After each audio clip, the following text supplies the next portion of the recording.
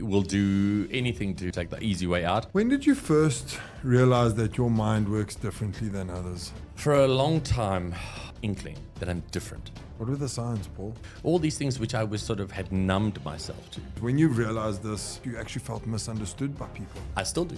Some form of autism, just at different levels. I do believe at some point or another we're all on the spectrum. You think that's played a role in your success I think so. as a DJ? I'd like to believe that when you work so hard at something, you can be really good at it. Can't make it alone, No. which many people don't understand. Have you experienced that at all? Many times. I still do.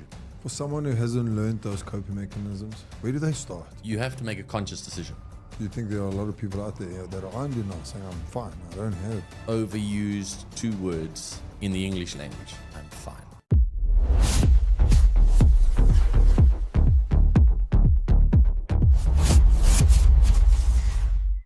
What's up, everyone? We're back. And yes, we are still South Africa's number one health and wellness podcast. And today we're going to talk about a topic that is not touched on. I couldn't find another podcast that touched on this topic. It is autism. And my guest is DJ Paul Angel. Oh, stop it, man. How's it going? Well, and you, bro. Always good. Good. Always Thanks for good. joining Thank us. you. No, thank you for having me. It's such an honor, man. For those of you who don't know, he is on 919 FM, Santon's feel good radio station. So give him a listen, the Midday Exchange. That's right. That's right. What are the 3. times? 12 to 3. 12 to 3. Yeah. Monday to Great. Friday. He's the pioneer of electronic music. You can also catch him at a lot of the nightclubs in Johannesburg that are still around. Lock, stock, and beer for one. Hashtag, This is not a sponsored post. But yeah, thank you. Yeah. And yeah, thank you for opening up about this subject. But before we get into those things, for people who don't know you, describe yourself. So, I am. We're gonna park the neurodivergence for just a little bit. I don't take myself. I'm a very non-serious guy. I love music. I will do anything to take the easy way out, which means I strive for absolute perfection. Like nothing short of. Love music. I am a very big advocate for animal anti-cruelty. Amen. And I try and live each day as if it were my last. Wow. It's how I try. You know, you got to do it. Got to do the thing. Was that something that you always lived by growing up? The non-seriousness, the take each day. Yeah, you know, comes. my older brother, Neil, he suffers from something called Huntington's, which is a physical and a mental disorder. So he's been my family's focal point was everything was always serious in the house. Like everything was like Neil and it's like there was no laughter, no joking and stuff like that. Okay. And I took on this part for like as long as I can remember. And I loved it. I played a little bit of sports, played music. I started playing with music around 1992.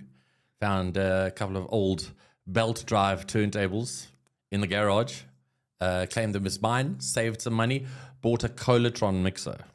Like there's no EQ on it and stuff like that. It's just sliders. That's all it is. Yeah. And that was sort of the real burst of my personality. Was it how much I loved music, how much I loved radio, and it's the non-serious stuff, being able to break away from the serious world for just a little bit. Was there before radio? No, not really. Not really, It's always been music as a point. It's always been a music of something. When did you first realize that your mind works differently than others? For a long time, I have always had this inkling that I'm different. Growing up already? No, a little bit later. Okay. A little bit later. I was a little bit slow in school, you know, like, and it's always the early signs that you ignore. You know, it's like, I didn't have great marks at school. I did okay. I didn't. You passed. I passed, and you know, what's that saying?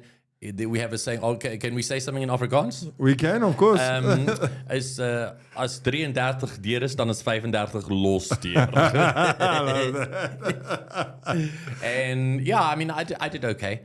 But it wasn't till my 20s, my sort of mid-20s, I started to figure out, there were things that made me feel uncomfortable. We didn't know I didn't know what it was. There was something about, I didn't know whether it was the lights or it was the way someone breathed or whether it was something tactile or whatever the case may be. And it didn't feel right.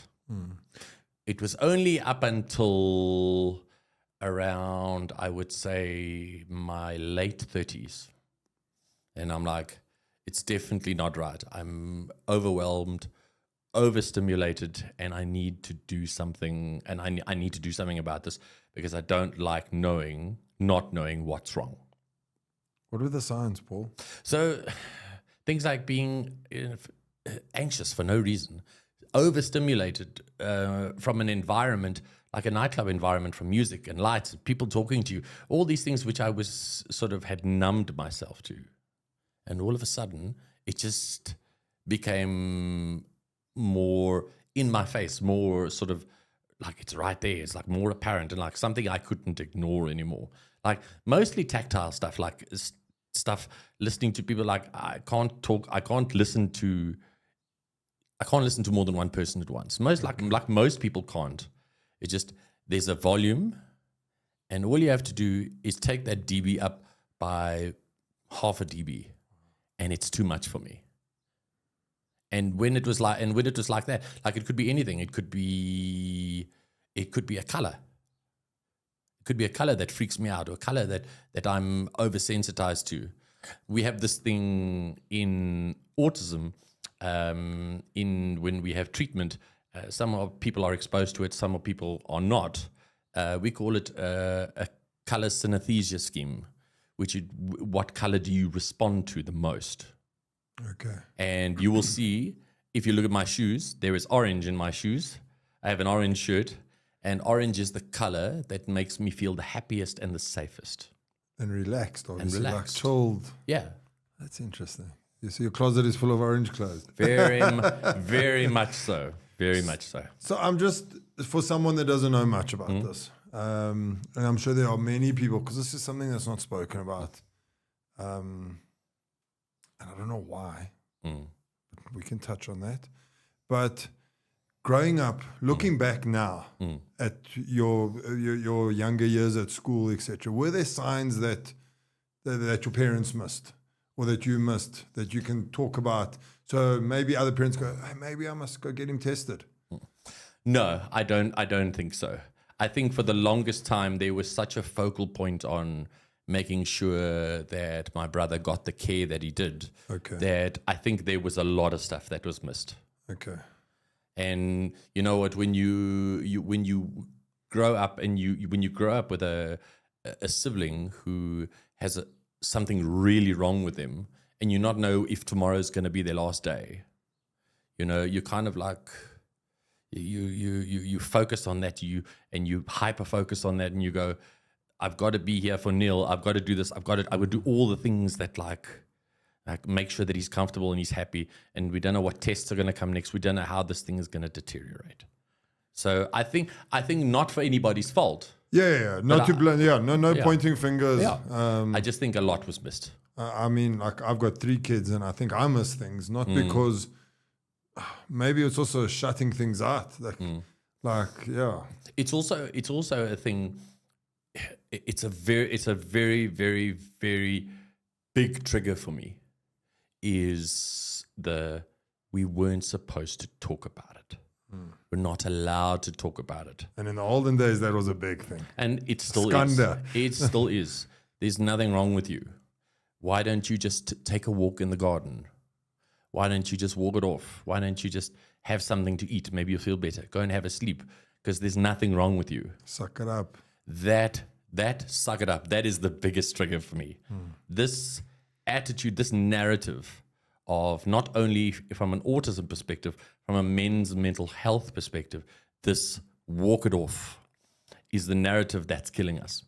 Yeah, and I think a lot of dads, and I talk for myself here, are to blame. I've got a 6-year-old, and he falls. Come on, just walk it off, boys. Walk it off.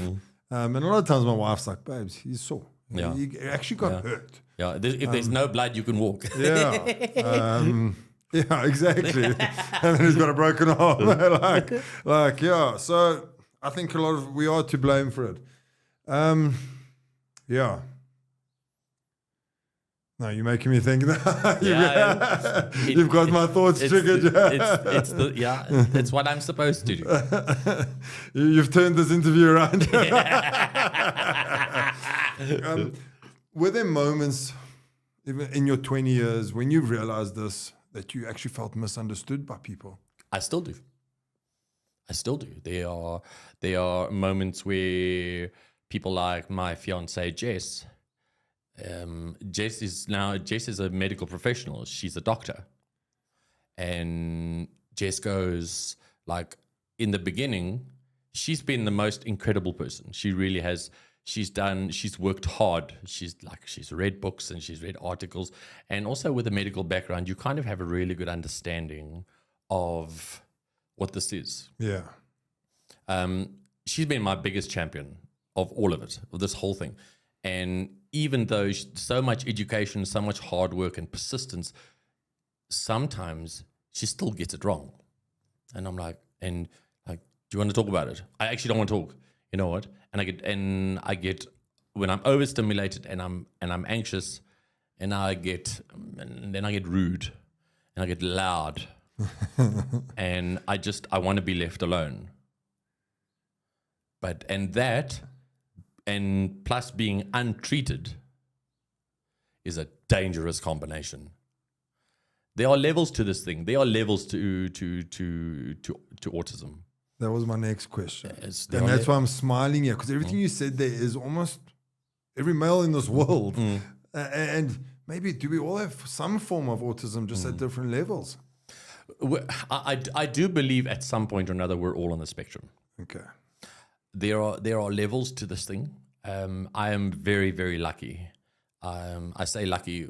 Lucky would have been I would have been okay without this, but this is my cross to bear, and it doesn't have to be a heavy load. It can be something that I'm trying to do now, and that's to champion it. So I am high functioning. I'm very lucky. There are kids and young adults and grown men and women who can suffer from mid-functioning, where they will want to know, for example, okay, so we're going out to the park today. Where are we going to go? How far is it from here? How many kilometers is it? How long are we going to be gone for? Is there going to be food? What kind of food will they have? Will they have something that I like to eat? Will they have something to drink? Will they like to know? Will they know how I like my food cooked? Will it be cold? Do I need to bring a jacket? Are my shoes equally laced, equally? You haven't left the house yet. Yeah. And you're exhausted. And then you get low functioning. Low functioning is, unfortunately, we don't have the right schools. Okay. To teach these, to educate and help grow these kids. And coping methods. Yeah. Because you never get rid of this thing. It's never going away. I still struggle with that. It's my toughest battle, is that often I go, you know what, I wish I was never born with this. And I often say to my therapist now and again, I say therapist, she's a coach. And I say, will I ever be rid of this? She says, this is going to be with you till the day you die. It's how you manage it. It's how you use the tools that I give you to cope. Because I don't talk to her like a therapist. We do all kinds of tests that push me to the limit. We do this one thing, just for example. We do this one thing called a field day. So she'll take me to a shopping center. Literally, we'll go into a shopping center, and she'll take all of my resources, my asthma pump, my wallet, my phone, my smokes. She'll take everything away. Now, for an hour in a busy shopping center, I've got to walk around for an hour, and I have to talk to people, greet people. I can't just look through them. I have to talk to them. I have to have a conversation with them. It can be nothing. It doesn't have to be like a 20-minute conversation. It could be 3 lines. How's it going? Are you well? Like, nice to see you. Have a nice day. And I have to do that for an hour. Wow. With no resources. Nothing to lean back on. Nothing to go, let me just look at my phone quickly. Nothing. Nothing to help me. And then after that's done, then we debrief. It doesn't get easier. It doesn't. Because just as you go, we're going to go to the same shopping center, I'm going to see the same people, all of a sudden, she changes it. And she never tells me what day we're going to do it. 10 minutes before my session starts, she goes, get in the car, let's go. That's crazy. I would battle with that. Wow. Mm-hmm. And I've got a little better at it. But Jess does our shopping for the house once a week. I can't go to the shops. It's too much. Yeah. It's too much. I have walked out of many shopping centers. I have walked out of many meetings. I have walked out of having beers with my mates because for one or no apparent reason, here's my anxiety and my tolerance for bull is gone. I've had enough. I can't take these people anymore. Could be one person. Could be 10 people. Yeah. And I try and avoid people on the best of days. And people go, but you're a DJ in a nightclub. How do you manage that? So if you've ever seen me play, I never take my headphones off. Okay. My friend is always the music. And I avoid contact. And high five or a kiss hello or a hug hi. Hey man, saw you at the last club. You're really great. Or and I'm like, don't talk to me. Don't talk about yourself. I know my limits. I know my boundaries. For people, circling back to your thing, for people with low functioning autism, it's usually coupled with a couple of other things. Yeah. Like multiple personality disorder, schizophrenia. That requires medicine. That requires bi-weekly interventions with a psychiatrist. Possibility even admission to a facility. People like that never, ever have a normal life. Yeah. Never. Yeah, that's, like you say, you're lucky. You are high functioning, as they call it. Yeah, very lucky. Music, did you make that your safe space? I did. Because I think music becomes a lot of people's safe space in many depression and whatever. Yeah. A lot of people turn to music. You always hear it. 100%. Music saved me. Yeah, 100%. But you see, there's the balance. Here's the balance. So when I'm not at the radio station and I'm not DJing somewhere, I never listen to music. Oh, wow. There's a balance. You see, there's a balance.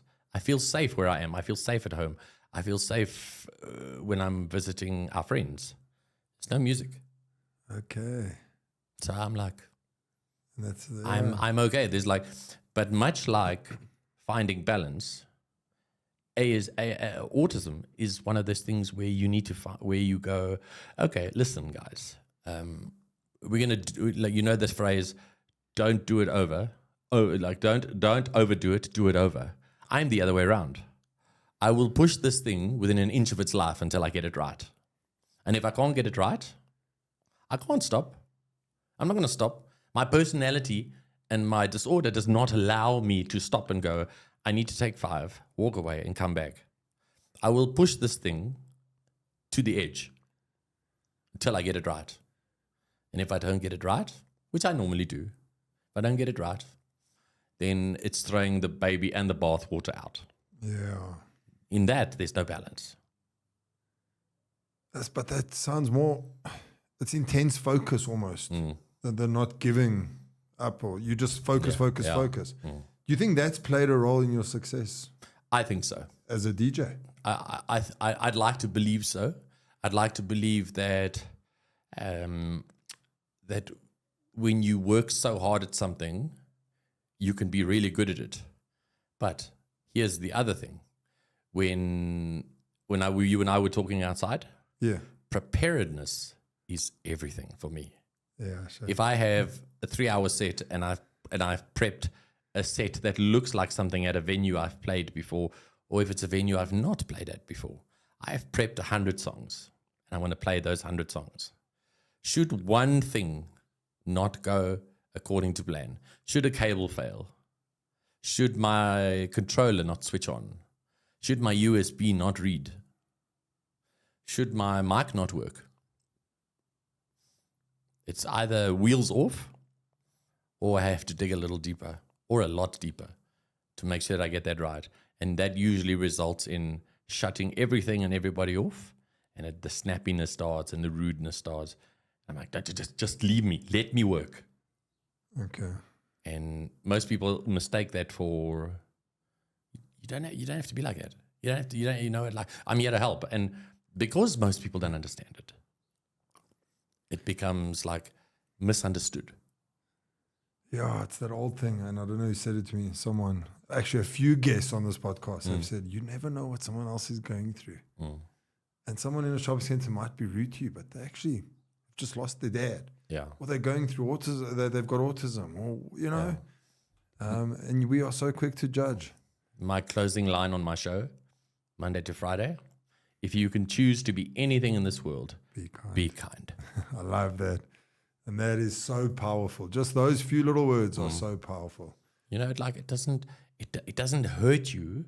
Like somebody's not feeling well or somebody's just struggling. You know what? It costs you nothing to just smile. And I know in the 21st century, a smile could be considered creepy. If somebody waves at you or somebody like goes, hey, how's it going? You know, it's somebody you don't know, whether it's a person on the street or whether it's a complete stranger. It costs you nothing to say, I'm good, thanks. Hope you're well. Yeah. It costs you nothing. It's for free. Yeah. So, what are we, 15 minutes in? And I've already noticed you've turned autism into a superpower. It's what we try and do. How did you do that? Where did that mind shift come? Because a lot of people will take this and go, okay, now I'm going to get depressed. Now I'm going to feel sorry for myself. You decided, I'm going to talk about it and I'm going to make it known and everyone's going to know about it. Yeah. I'm going to put it on social media everywhere. Where did that's a huge mind shift. Instead of feeling sorry for yourself and going, oh, I've got autism, stay away from me. No. So the mind shift, when I started seeing my therapist 11 years ago, it was expensive. And still is. it's 100%. I could only afford to see her once every 2 or 3 weeks. And for somebody in my condition, once in 3 weeks helps nothing. Yeah. It helps nothing. So making a concerted effort to, eventually my therapist, her name is Ilana. Ilana said to me, you know what? Just don't worry about the money later. Let's not worry about that now. Just come. And in COVID, I went straight down. I was like, I'm staying in a guest house, and I'm like, there's nobody here I really know other than the lady who owns the property, and maybe I've made one friend, but it's also somebody I don't know, so it's somebody I don't trust. So why would you share? So why would I share? And all of a sudden, there's just, Ilana said something to me. She said to me, you can't afford to be selfish with the work that you're doing, with the knowledge that you're obtaining. You can either choose to use this in the most positive way possible. You can choose to share your tools, or you can choose, dig a hole in the ground and just lie there. Which one do you think is beneficial to you? And I said, you know what? After I had a huge meltdown in 2021. Huge, massive. I was, you know, like my therapist. I was at work because I was at the gym at the time, and Jess was away for work. Oh, sorry, she was away seeing her dad and stuff like that. And all of a sudden, I just like I couldn't anymore. I just sat and Ilana got in a car, And she came to the gym and she came and fetched me. And I hadn't seen her for a couple of weeks. And I sat down and she did all the things I love. She ordered steers, she ordered Coca-Cola. She's like, there's your smokes. She's like, now let's talk. You can either choose to be a victim of this thing, or you can choose to make it the best thing that's ever happened to you. And that's what I chose. I didn't choose to I had no aspirations of being an ambassador or a spokesperson or anything like that. I just wanted to be confident in the things that I did and the things that I said to people. I didn't want to be, I suppose there's an element of, you don't want really people to know. And I've had many people say that to me. Never said in a million years that you're a victim of mental disorder. I'm not a victim. I'm a champ. I made it. I mean, I'm still have to work at it, but I'm confident that I have the right tools and the right things to be able to communicate. And of course, as this went on, I had an epiphany last year, and I went, you know what? I can do something with this. I can make this happen. I can't change the world, but maybe we can give it a go. And then I put more of my stuff on social media, talking about how hard it is, not because I wanted people to go, oh, shame, because I wanted to become relatable, that you didn't have to keep quiet, that you didn't have to go, I didn't feel like getting out of bed today. I can't do this. I've had enough. I didn't feel like doing that. No. Now it becomes relatable. And as time went on, I started talking more about, if you feel like you want to reach out. Let's talk. Like, I can't promise you're going to get the dialogue that you need, but I promise you I'm going to try. And I had a few people messaging me here and there, a couple of strangers and stuff like that. And just from an online conversation, you don't know whether somebody's treated or not. Yeah. You don't know what stage they're at. They don't know where you are. They go, are you high functioning or low functioning? I don't know what that means. So it's really difficult to gauge how you introduce something positive into their lives. So I left it as a template. Like, this is how I talk to people. Like, this is how you I know that you're not feeling okay. I know that it's hard. I know that things are tough. Acknowledgement. There's two things in this world that make us feel like amazing human beings. One is knowing your name and calling you by your name. And two is acknowledging that something is like that, not that there's something wrong with you, or that, like if you say, gee, Paul, I had a tough day today. I'm like, I don't feel so good. And you know what? You know what you say? Instead of like, I'm like, yeah, me, I also had a tough day. Because you know what? That's the human narrative. But by going, you know what, Jacques? I'm sorry, man. That's all you have to say. You don't have to say anything else. You have to say, oh, and I try and make it better. Because us as humans, that's our go-to. Our go-to is like, we're going to make everything better. We can't make anything better. This gets better, but it's not perfect. So you know what? Just a simple, hey, Jacques, hope you're well, man.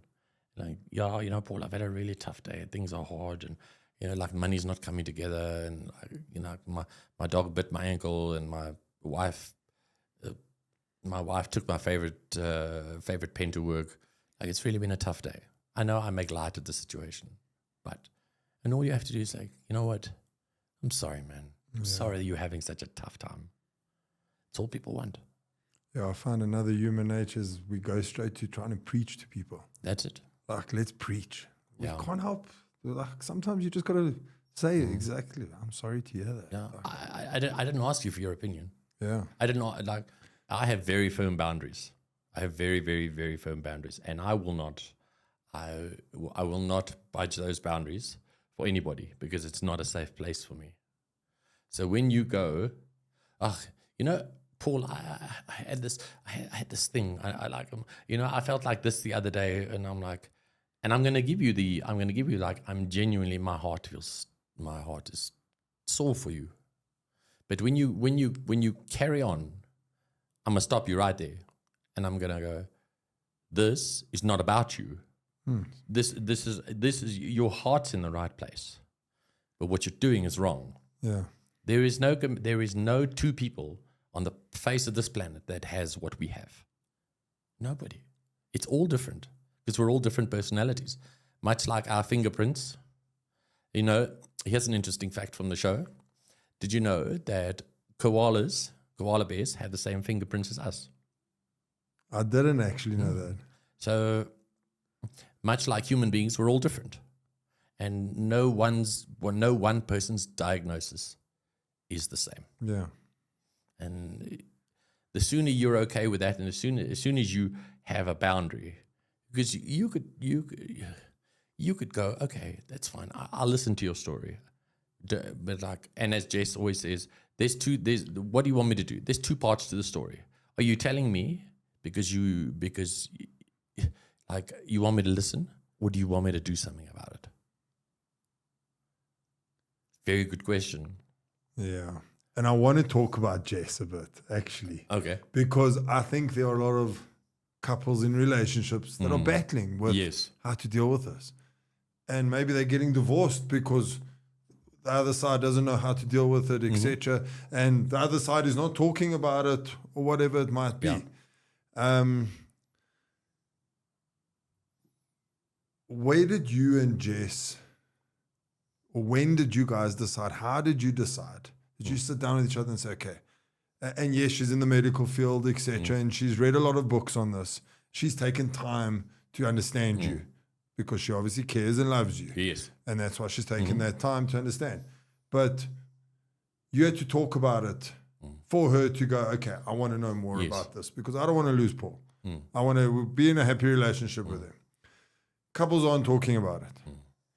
What are the signs? I don't know. You know what I'm trying to get to. I know exactly what you're trying to say. We had that conversation. I met Jess on the Friday night. Her and her buddies were jolling at a place I was playing at. And Jess came to me and she's like, I really like you took off the headphones. Yeah, I did. You're a really pretty girl. And Jess said, I really like your music, but I have these songs that I'd like you to play.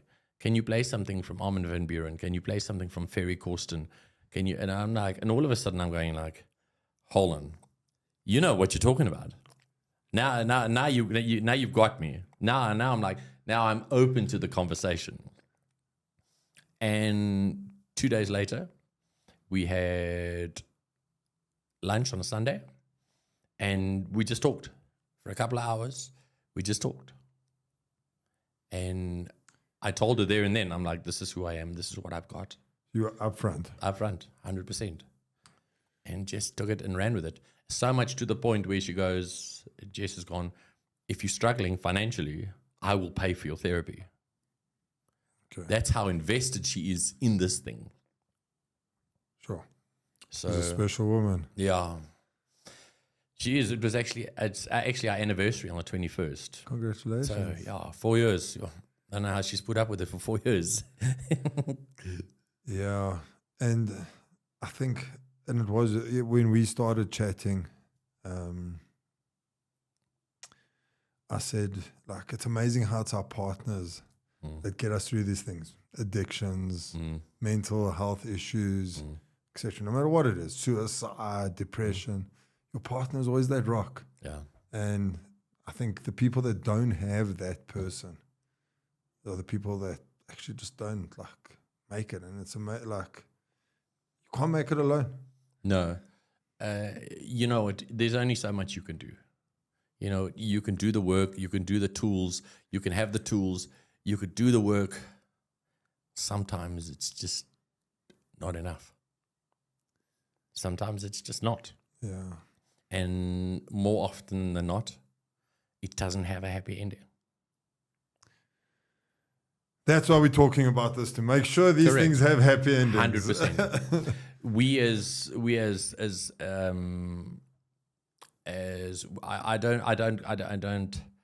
I don't suffer from autism. I live it. I breathe it because it's a thing every day of my life.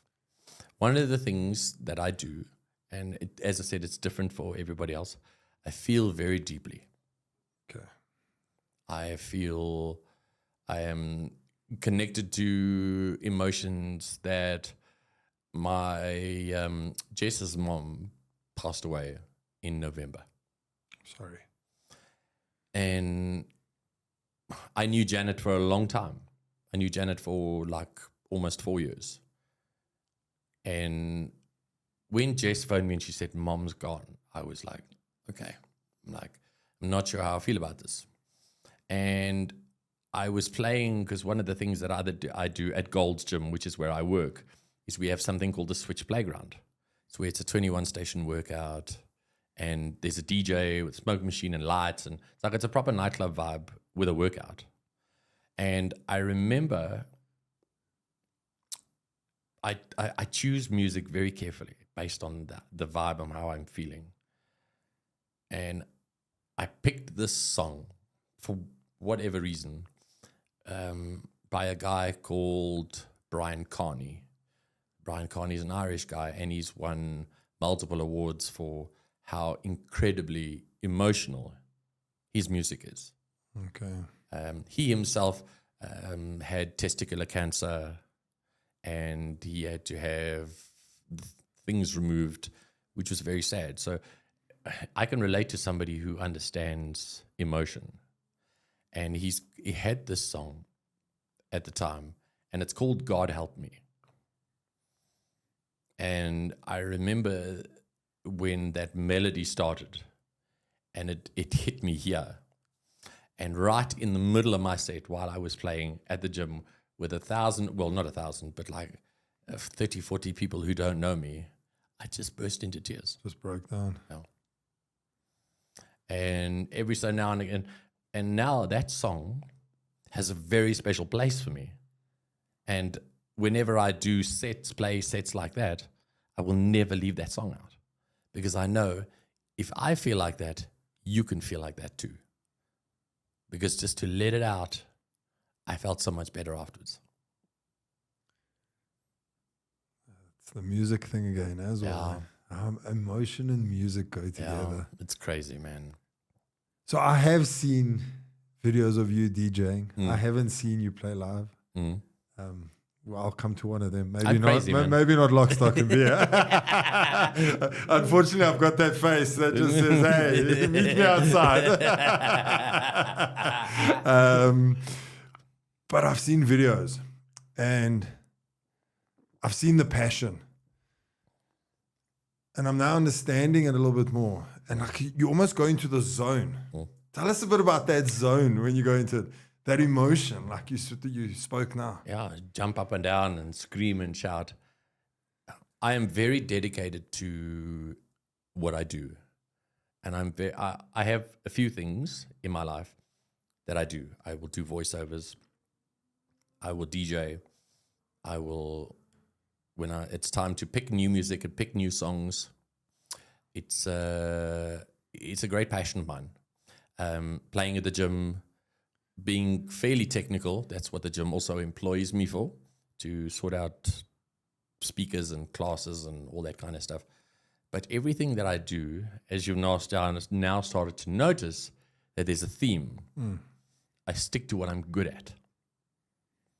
And once you stick to something that you're good at, you get to the point where it's not just enjoyable, you're passionate about it. You have to, like, the Switch Playground rules is that people are there for a workout, and you are, along with the trainer on mic, you are the focal point of that class. It's your music that will get them through the rest of that class. No matter how hard it is, your music should just keep pushing them for an hour. Not only that is my complete element, because I get to play all the stuff I love. I get to introduce new music. I also get to give somebody an experience to come back. All the ticks are there. Plus, I get to do what I love. I get to play. Plus, one more thing. Customers are paying good money to come to the gym and enjoy this class. So you know what? Let's give them a show. Yeah. Let's give them a show. And it's all those little boxes that need to be ticked to go, okay, let's do the thing, man. I've succeeded. Let's do the thing. Okay, I think that's the plan. I'm going to come to a switch class. And the problem is it's far from where I live. Okay, so if I do like it, we're going to have a problem. There's an issue. But I think that's where I'm going to come see you. I'm going to come to a switch class. I want to get back to the hyper-focus thing that goes on, and which could cause burnout. Autistic burnout is a thing which many people don't understand. Have you experienced that at all? Many times. I still do. When it gets to, here's a really good example. So I know most people will go, so October, November, December is our corporate season. There's lots of gigs, lots of corporates, lots of long hours. And when you have corporate season, plus the gym, plus club gigs, and the radio, there's so many people that are depending on you. It becomes too much. And because I'm a perfectionist and because I work so hard at making sure that people get the best positive experience out of everything that I do, that's the thing that keeps me going. That's the thing that, because people deserve that. Yeah. People have earned. You came to my show. You deserve a real show. But at some point, when it gets too much, it hits all at once. Like, I don't want to talk about it. I don't want to do anything. I start getting anxiety about the gigs. I start getting anxiety about going on radio, because I'm like, I don't want to do this. I'm tired now. I've had enough. Burnout is a real thing, because if it hits you all at once, it changes your life. Like, it could change your life temporarily, or it could damage you mentally for good. Because from that, you develop PTSD. I'm like, remember that gig at some silly little place you did, and you hated every second of it? I never want to do that again. I never want to play there ever again. So it's not just this small thing like this. It starts out small. And all of a sudden, you've got yourself a pizza-sized problem. And whatever you think about it, those are the lasting effects, is the PTSD of it. Because it's much easier for us to contract that than to, like, for somebody to go, oh, no, it's okay, we'll try again.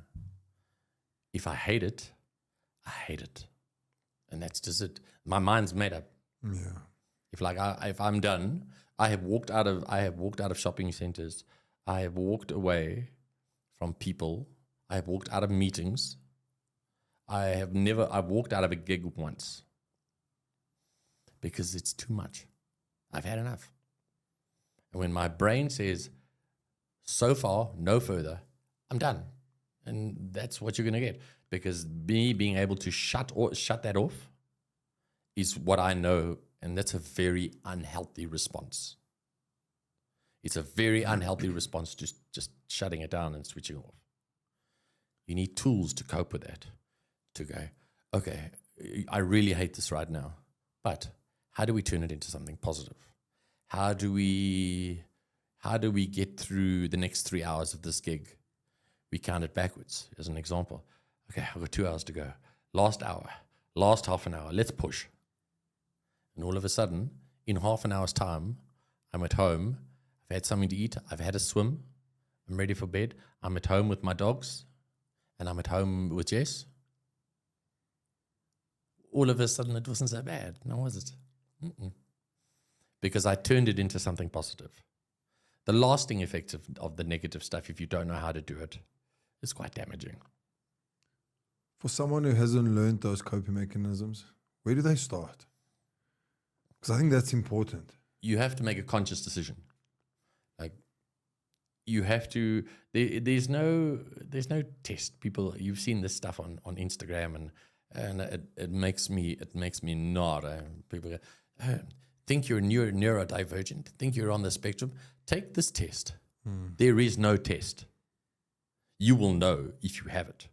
You will know if you are going to be challenged with something mentally, and you've got to go find help. You have to.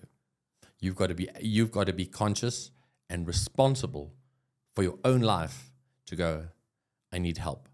If you came to me tomorrow and said, Paulie, I need help, I'm going to put you onto somebody. I'm not going to ask questions. I'm not going to say, diagnose you and go, do you have this? Do you have this? Are you unhappy all the time? That's not my job. My job as a responsible, functioning autistic person, my job is to push you in the right direction. And that's what I'm going to do. The person that I recommend you to might not be the right person for you, but I can guarantee you as a mental health professional, they will put you onto the right person. So you have to be conscious about your decision. If you go head in the sand, ostrich syndrome, as we call it. And denial, if you want to call it that. Yeah. Do you think there are a lot of people out there that are in denial, saying, I'm fine, I don't have... It's the most overused 2 words in the English language. I'm fine. When somebody says I'm fine, they're probably not. They're really not. Yeah. And it's scary because that I'm fine or it's fine, it's okay, I'm okay. Those 2 or 3 words have such negative connotation because it's been underdiagnosed. It's been like, I'm okay. I'm okay. I'm like this. I'm fine. You're not fine. I can see you're not fine. Anybody with half a brain can hear or see that you're not fine. Yeah. It's the sign in the beginning. Yeah. It's one of the things autism has taught me is self-awareness. Very aware of my surroundings. Very aware of who I talk to, how I interact with people, what the tools have given me. I'm uber sensitive about people that I talk to, about who I hang out with. You know, the millionaire's secret of if you want to be better in life, you want to uplift yourself, what do? You hang out with people smarter than you. And guess what? It gives you stuff to aspire to. And that's just it. If you want to be better at something, if you want to get better at your ASD, as your autism, come with me. I can't cure you, but I can point you in the right direction. And you're not always going to be okay. When somebody says, there's a beautiful movie called the Marigold Hotel, where it's about a retirement village. People come from another country to India. And the young Indian man says at the end of the movie, he said, in the end, everything will be okay. If everything is not okay, it is not yet the end. I've lived my life by that saying. That, yeah, sure, it's going to be turbulent and it's going to be a bit rough. But that means it's not the end. And when you're happy and you're settled and you've realized you've got to a place of peace, and you will guard that place of peace with every fiber of your being because you worked hard to get there. You've fought the demons. You have fought people who are not good for your personality. I have a very good energy. I have a very good energy detector. I'll tell you immediately if I like you or I don't. I'm like, too dark. And that's just by a simple exchange of words. Yeah. Or I'm like, I really like that. But here comes the imbalance again, is that everybody is my friend. I meet somebody because I struggle with that so much. And somebody just starts talking to me. I'm like, I'll go to Jess and I'll go, I made a new friend. And it sounds childish. It sounds animated. I made a new friend. And often Jess has to say to me, they're not your friend. They're not friends with you. They're just nice to you because you have to work with them or because they want something from you. And that hurts. But guess what?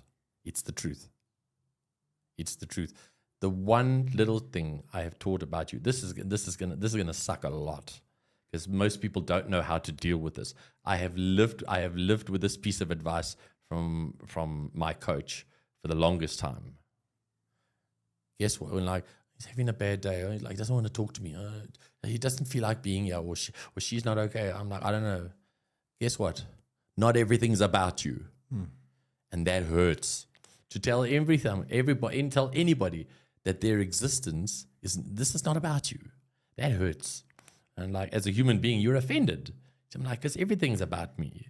Yeah, we are self-absorbed people. Yeah, absolutely. Hell of us self-absorbed people. All of us, actually.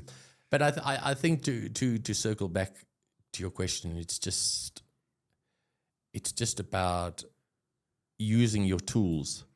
It's about being self-aware. It's about staying conscious. It's like if you slip out of that moment, even for a second, it could hurt. It could hurt you mentally. So it's constant work.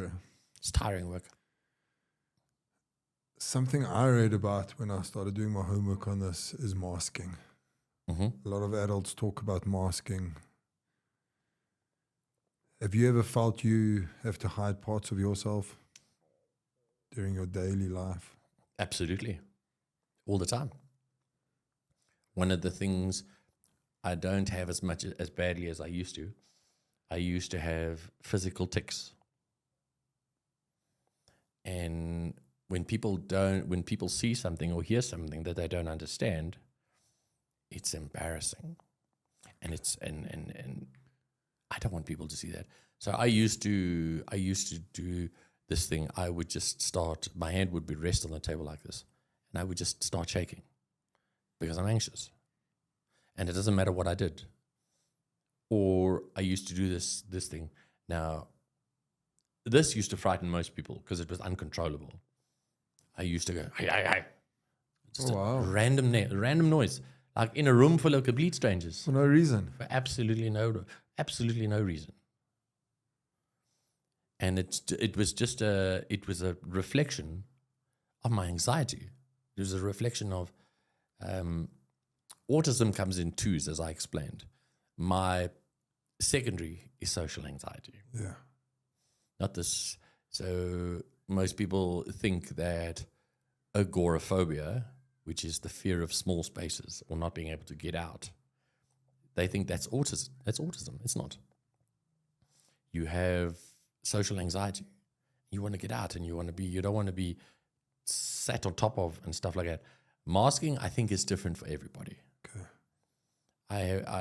But I made it again. I don't want people to see me like that, so I made a conscious effort to work on that.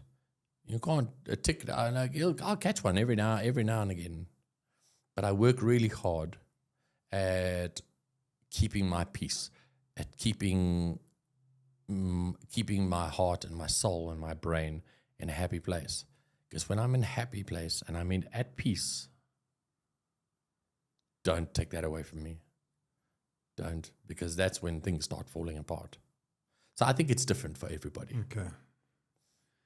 You said you opened up about all of this about a year ago? Am I correct? A little bit more than a year ago. Okay. How did things then change when you became more authentic? It feels like I could be able to share, and it feels like I think that's why I carried on, because it was such a positive experience.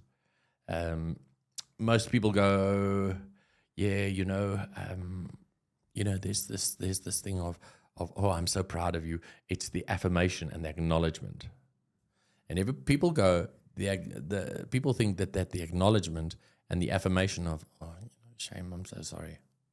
What are you sorry for? Why are you sorry? Why you say sorry? Or like, I'm so proud of you. You know what? Thank you, but I don't need your I'm proud. But you don't say that to people. That's part of my tools. I would say that to somebody, but I'm like, I have to be better. That's one of the things I have to work on, is because with autism and many other things, as it is individual with every single person, it differs. When I was first diagnosed and up into the point where I met Jess, I had no gray. It's black or it's white. And I could tell you that to your face. Yeah. Somebody used to say, you know what? Has nobody ever said, like people, I had two friends of mine talking, like, have you gone your whole life with somebody's, have you gone your whole life, not saying to you, I don't like you. Or like, I can't, and I look at that and I go, I can't think of one thing I couldn't say to your face.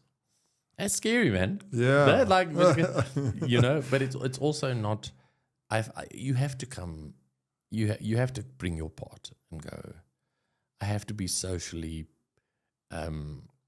professional, if you want to call it that. I have to be sociable. I have to be. It's in my nature. It's in the game that I'm in. It's in the industry that I'm in. And Well, I guess you won't even have a job if you no. say what you want to your boss. Yeah, exactly. Well, anyone, for that, not just you, 100%. anyone. So I feel like it's been a very positive experience. I've had people message me and go, maybe something's wrong with me. And I'm like, what do you like? What do you feel? And I'm like, no. And I know when I can smell the ball a mile away. Yeah. You know, I'm sad and I'm depressed. And I'm like, okay, but tell me about it. Like, what is the thing that's making you sad? And it's usually some kind of pathetic, like I can see through that. Like I am trained. I have the eye and the ear and the nose. I can smell it. I've been there.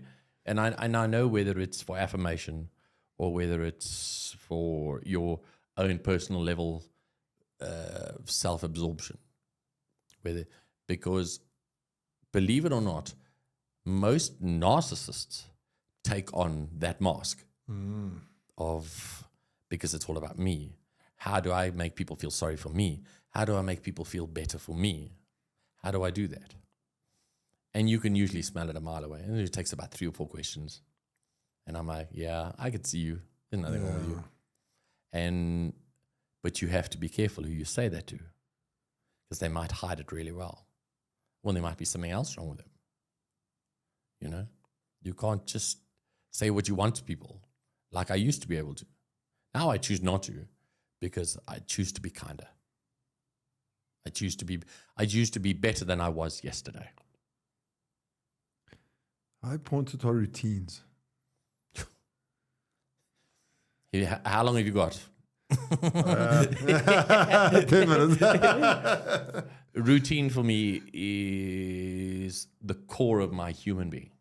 Okay. I wake up at 5 a.m. I set one alarm, and that's for 5:05. I get up. I have a liter of water next to my bed. I slip my liter of water before I've even stood up. Stand up, go to the bathroom, unpack my clothes, put them in the bathroom, have a shower, come out of the shower, get changed. My cup of tea with 2 brown sugars and this much milk. Walk outside, go outside, sit and have a smoke, play on my phone for a little bit, or read something interesting. I know that I only have to be at the gym half an hour before my classes. I choose to be there an hour before, because anything can happen, as we know. Then I will leave the gym. I will finish my class. I'll have my workout. Then I will have a protein shake afterwards, because it's routine. And I will go home, finish my prep for the show, leave at 11 o'clock sharp, get to the station at 11:15, take my Woolies microwave meal, 2.5 minutes in the microwave, bring my own fork because I don't trust anybody else. And this is how the rest of my day goes. And it's like that every day. It's like that every day. Routine is the best thing, not just from an autistic perspective. In general. Routine is the best thing you can do for yourself. Yeah, they tell you live life and break free from your routine. Yes, it's nice to shock the system now and again. But if you can avoid that, do it. The consistency of doing the same thing every day. And people get bored. Yeah. Jess and I love it. Jess and I don't go to nightclubs and do that. Like, we'll sit and watch. We've got a few things that we watch. We watch the IPL. We're currently watching the SA20 And we know that as soon as IPL finishes at the end of May, it's time for MasterChef.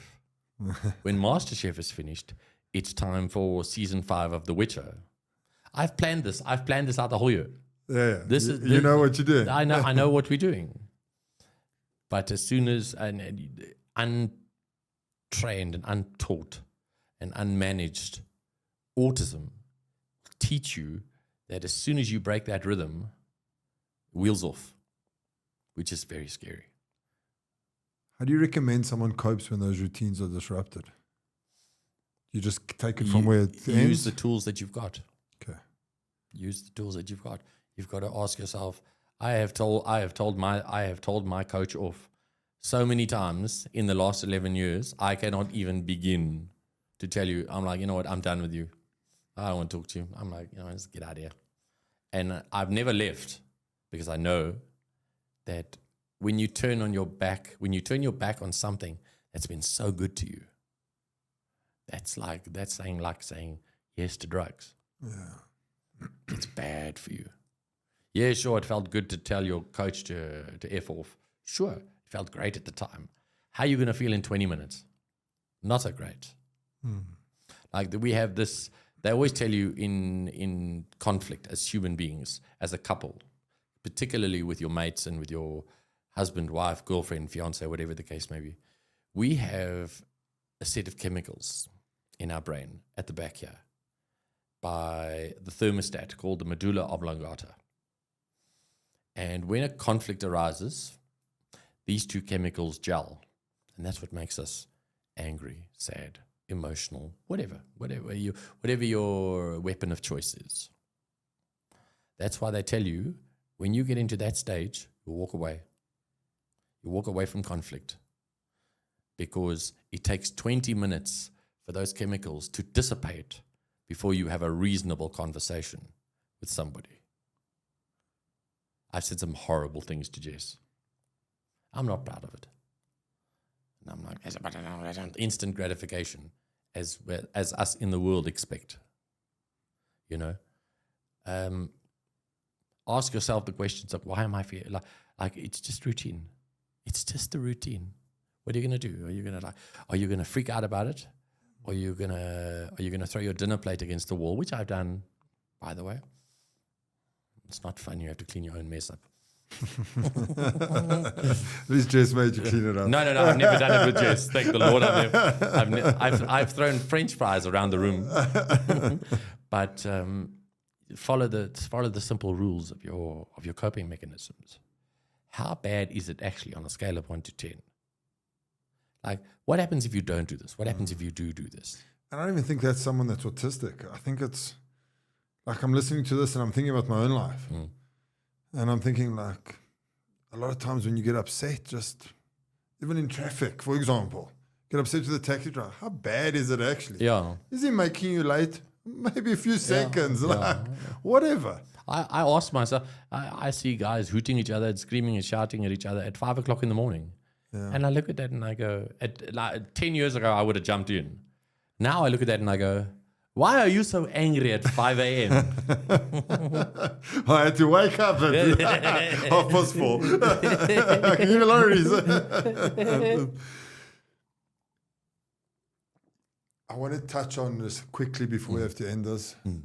Something else that you're very passionate about, you spoke about it earlier, is men's mental health. Yes.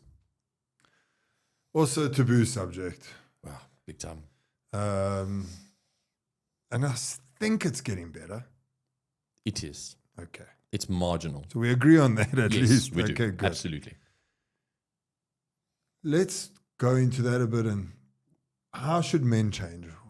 Community is one. What else is there? Everyone that I speak to about this is community, talk to each other. What else should we do? There are many things that you can do. Sure, like your community, the people that you hang out with, your fraternity, if you want to call it that, is probably the strongest thing that you need. You need an incredible support system. You need to not listen to the noise. The noise is go for a walk it off, You'll be okay.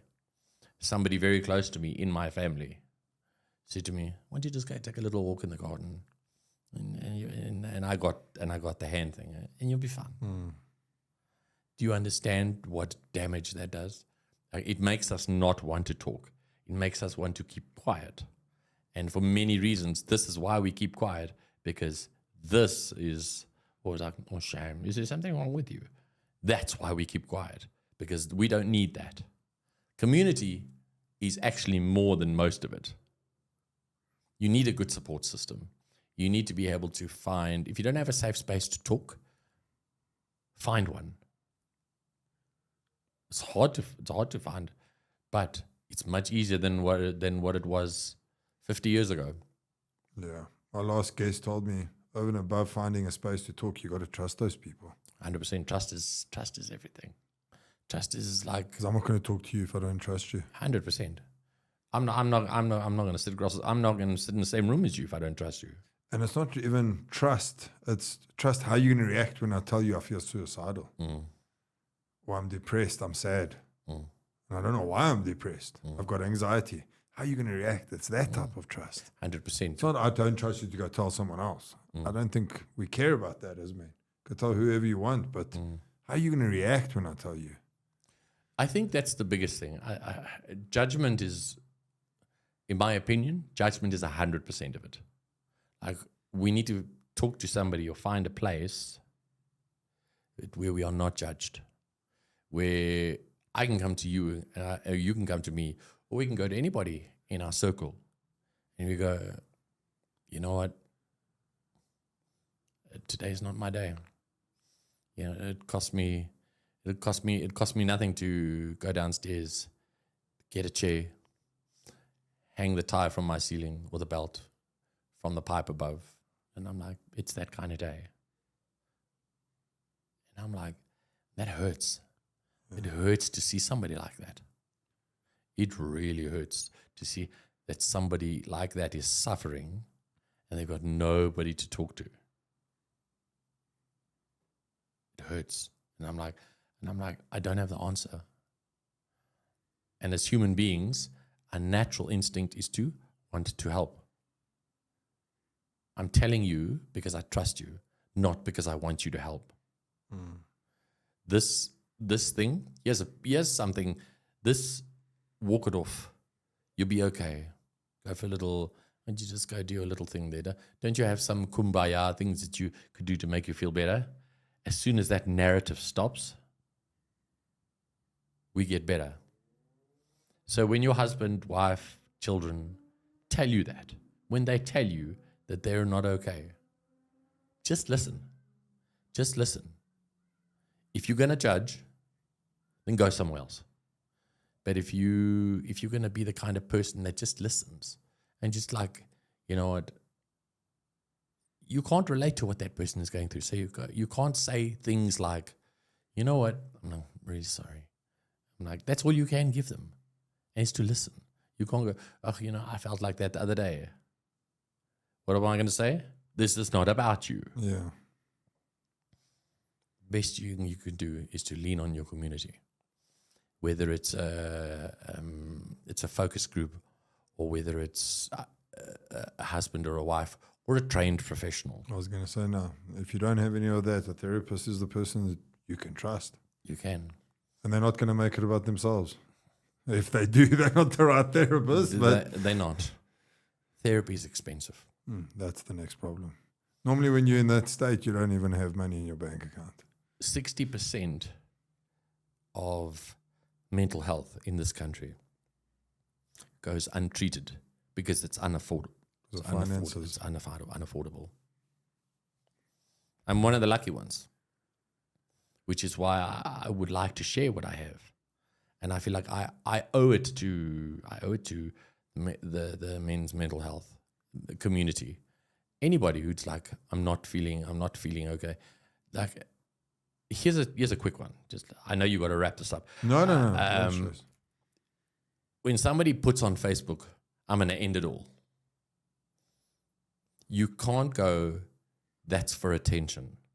You can't go, that's for likes and viewing. You can't do that. I know people who do that because people aren't liking their posts or people aren't talking to them in real life or whatever.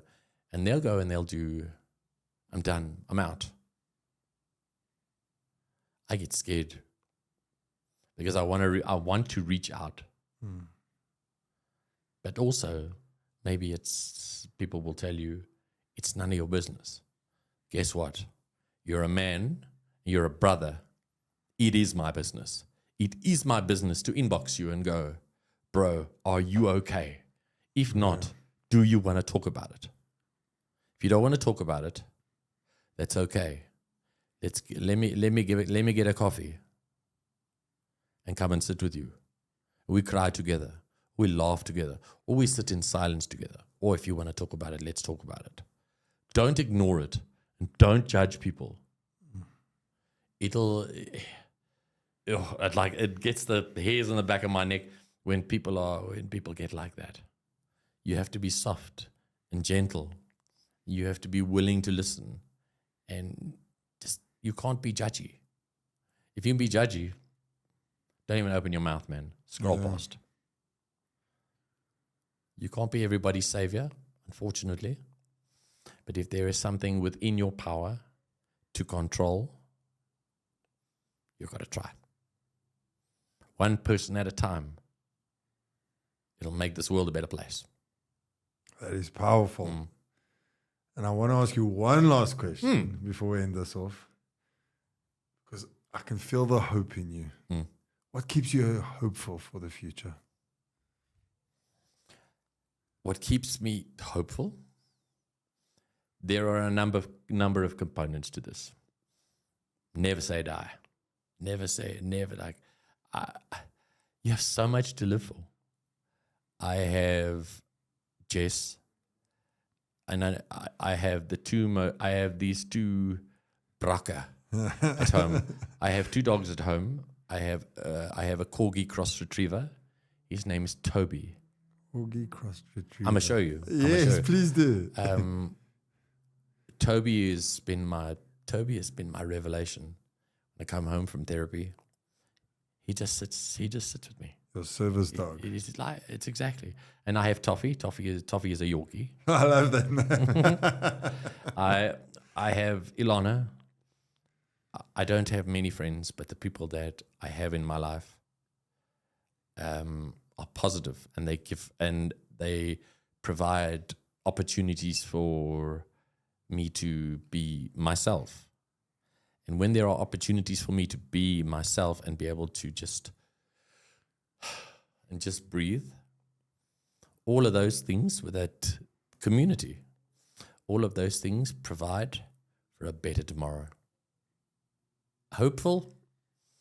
Man, I owe it to myself to give it a good show every single day. It might not feel like it, but you know what? I gotta go for it.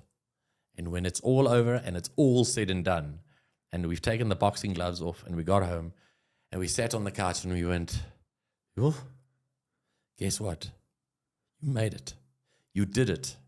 You can be proud of yourself. Or as my coach said, I can give myself a high five, pat myself on the back for a job well done. And yes, it's going to start all again tomorrow. But think about how you ended and how positive it ended. How could you not want to carry on based on that level of excitement? And I know it's not like that for everybody. I know. But we need to get people there. Yeah. We need to get people excited about their future. Sure, it doesn't feel like it. I know. It's different for everybody. My high five myself because I had a full day of work. Sure, that's mine. Somebody just being able to get out of bed, that's their reality. That's their high five moment. It's different for everybody. So be thankful for what you have. Be thankful. Be grateful for the tools that we have to be able to cope in a society that won't think twice about judging you. Paul, thank you for today. Thank you for this hour. there's never enough time for subjects like this, and we'll have you back again. Amazing. So thank you very much. If you'll be back here, thank you. I will be always. my pleasure to Always. host you again. I would love that. Thank you. Thank you for your time. Thank you for your energy. I will always say that. I always say thank you for your time. Thank you for your energy. I love that. Guys, we're out.